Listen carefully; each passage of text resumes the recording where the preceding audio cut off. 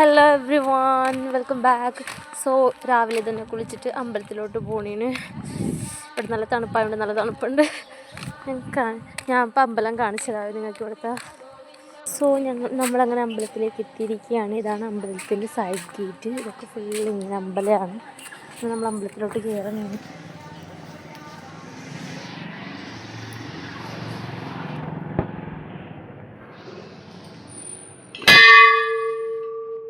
അപ്പോൾ ഈ അമ്പലത്തിലെ പ്രതിഷ്ഠകളിൽ ആദ്യം തന്നെ ഗണപതി ഭഗവാനാണ്, പിന്നെ ശ്രീ ദുർഗാദേവി, അതിനുശേഷം സീതാരാമൻ, ഹനുമാൻ, അതിനുശേഷം കൃഷ്ണനും രാധയും, പിന്നെ ഇപ്പുറത്തെ സൈഡിലായിട്ട് തന്നെ ശിവലിംഗമുണ്ട്.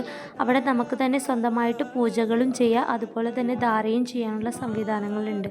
പിന്നെ പുറത്തോട്ട് ഇറങ്ങി കഴിയുമ്പോൾ സൈഡിൽ തന്നെ ഹനുമാൻ്റെ ഒരു വിഗ്രഹം, അതിനുശേഷം സരസ്വതി ദേവിയുടെ ഒരു പ്രതിഷ്ഠ, ഏറ്റവും ലാസ്റ്റായിട്ട് ശനീശ്വരൻ്റെ പ്രതിഷ്ഠയും കൂടിയാണ്. പിന്നെ സൈഡിലായിട്ട് നമുക്ക് പ്രസാദവും കാര്യങ്ങളും കിട്ടാനുള്ള സംവിധാനങ്ങളുണ്ട്.